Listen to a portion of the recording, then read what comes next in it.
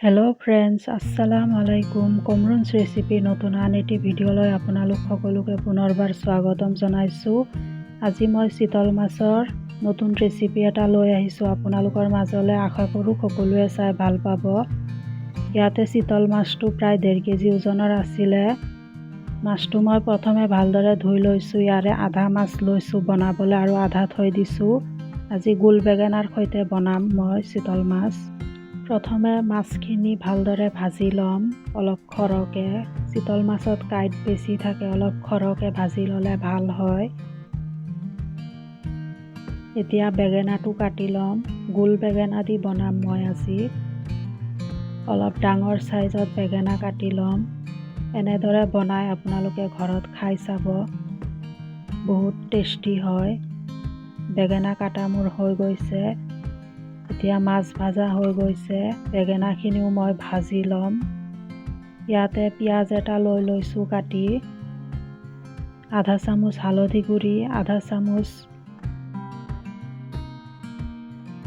ধনিয়া গুড়ি, আধা চামুচ জলকীয়া গুড়ি আৰু আধা চামুচ জিৰা গুড়ি দি দিছোঁ। ইয়াতে অলপ পানী দি মই মছলাৰ পেষ্টটো বনাই ল'ম। ভালদৰে মিহলাই পেষ্টটো বনাই ল'ম। এতিয়া বেঙেনাখিনি ভাজি ল'ম।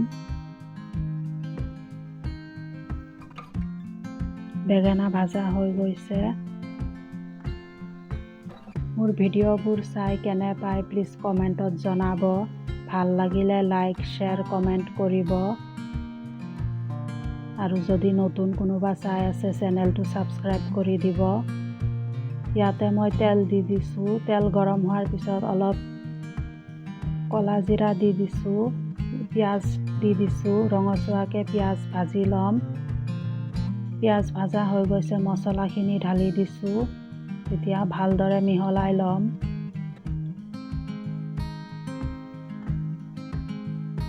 ইয়াতে জোখমতে নিমখ দি দিছোঁ। ভালদৰে মিহলাই ল'ম। মছলা ভাজা হৈ গৈছে। ইয়াতে মই বেঙেনাখিনি দি দিম প্ৰথমে।